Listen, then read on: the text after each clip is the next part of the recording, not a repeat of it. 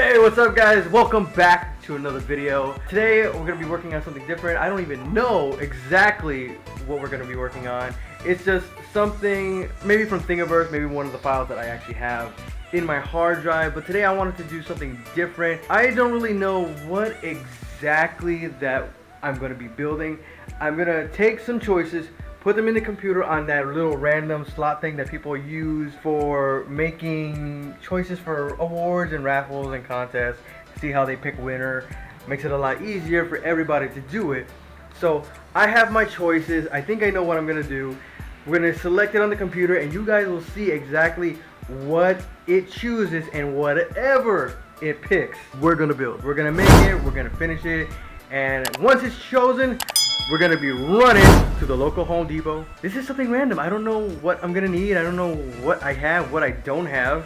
And you guys are gonna come along with me to finish this build and see whatever it is I'm gonna end up making. I don't even know. So without further ado, let's go straight into the raffle and find out what the computer chooses for us. Alright guys, so we have our 4 choices that we're gonna go to. We have the Batinus on Mastodon. We have the green white Ranger helmet fusion. And we have the Nano Gauntlet from Endgame, and finally the Thanos weapon also from Endgame. So now, time to click start and see what we get. Yes! White Green Ranger fusion. Alright guys, we got it! The question now is, do I even have all the paint that I need and materials? What we're gonna have to do is go to Home Depot, get some of that material, and be able to get started. I think I have everything else available, but I will double check. So what we're gonna have to do is just go to Home. What the heck? I just teleported myself to Home Depot. I don't even know how I did this, guys, but I sneezed and I sent myself Home Depot. Well, I had to come to Home Depot anyway to get some paint. I had to find some gold paint.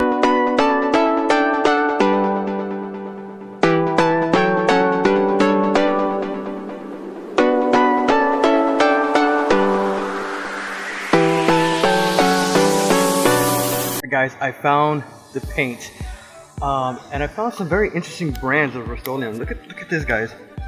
Some metallic all-surface paint. Universal Advanced Formula. Never tried this, but it looks like better because it reminds me of the silver I used for one of my helmets. It had nice sparkle, and this it says pure gold, maximum durability and adhesion. So I'm gonna get this. Now I gotta find a way how to get back home because I teleported here and I don't have a car. All right, guys. So I still have no idea how I'm gonna get home. I'm still stuck in Home Depot. So I'm just walking around till I can figure out how to get home. Alright guys, I finally made it back home. Little bit of a peek. What happened? Here it goes.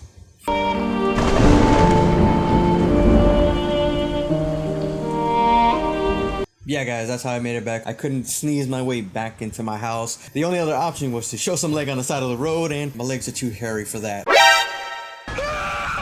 I wasn't gonna do that. I have everything ready. We're gonna go downstairs. We're gonna go through every little bit. Try to get it as shiny looking as possible. I might think about doing some battle damage. I'm not too sure. I want to see how it comes out in the long run because it's the first time I've ever decided to make a fusion built helmet.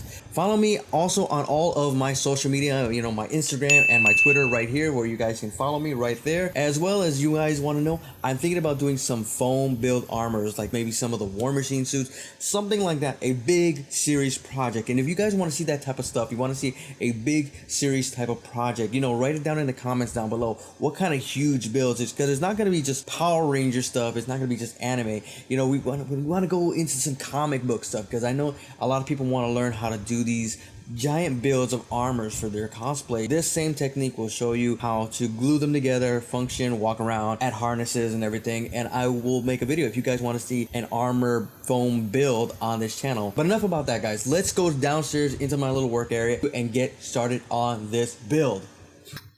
Alright guys, so now we're gonna be Alright, before we get started, there's not even any room here. I'm gonna have to clean up, guys, so give me a moment. For you guys, it's gonna be like a microsecond or something.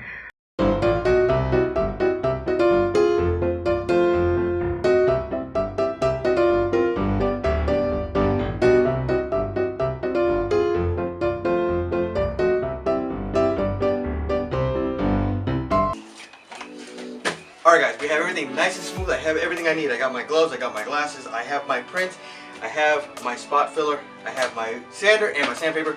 We're gonna smooth as much as possible and fill in some of these little gaps because there is a little bit of splitting in the print. I don't know how that happens. Sometimes it happens, sometimes it doesn't. So we're just gonna smooth it out. Basically, just go to town on this sucker.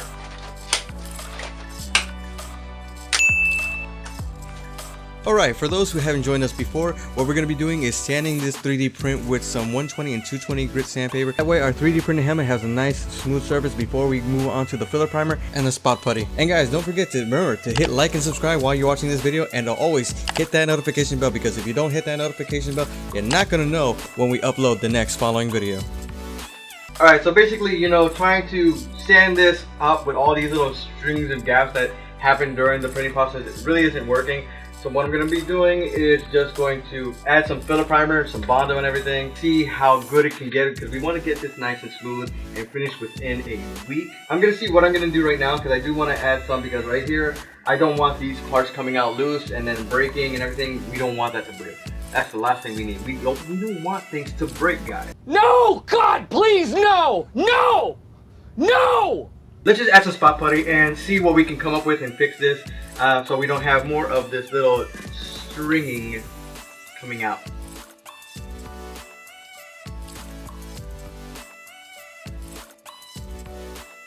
I'm telling you guys, people think that this part is easy of putting the spot putty on it.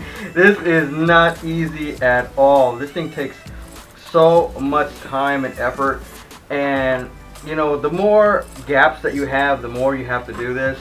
And then the more sanding you have to do after this. I don't want to do this in rainy weather because things do not dry as fast as I'd like them to.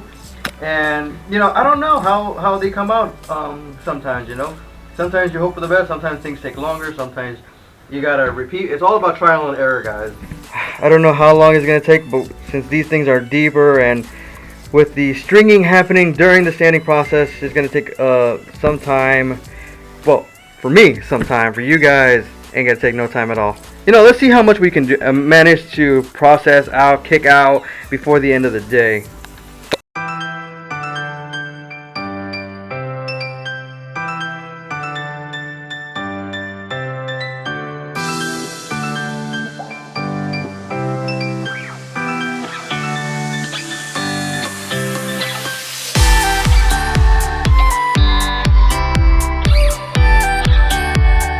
Oh God, so many hours down here and still working on this stuff, guys. It's been a couple of hours. I'm working in this hot heat of a day here in Puerto Rico.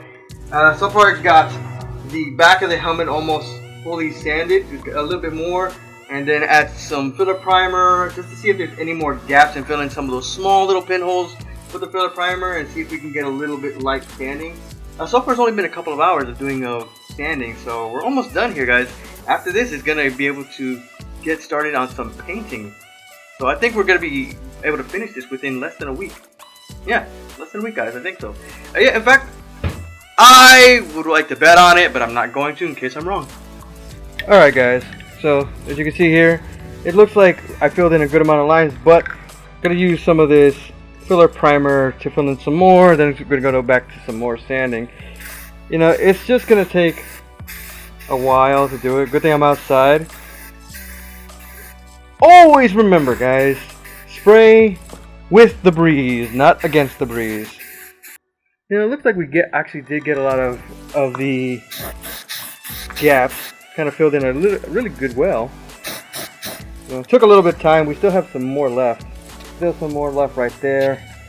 And obviously we got some more on here. But the back where these big lines were, they filled in so nice, and adding some Bondo on the inside with some resin really made the helmet more sturdy and secure. So yeah, you know, just gonna add a little bit more here. Alright guys, so we finally have our helmet filler primed right now. So I put it over here in the shade a little bit so I can get a little bit of the warmness of the sun. So you can see right here, it has a good filling. We still have some gaps that we have to fill in and then re-sand until it's nice and smooth. This filler primer is actually going to take a little bit while to dry because I don't want to put it in the direct sun because it's going to like maybe warp a little bit, and I don't want any warping because remember, it's made out of plastic. It is a 3D print, and I still need to add a little bit more strength on the inside, and that's what the smooth cast is going to come in for this particular helmet. We're just going to let that thing sit, and tomorrow we're going to start doing some more filler primer and sanding, and and get it ready for more strengthening with some smooth cast, and just get it ready for paint.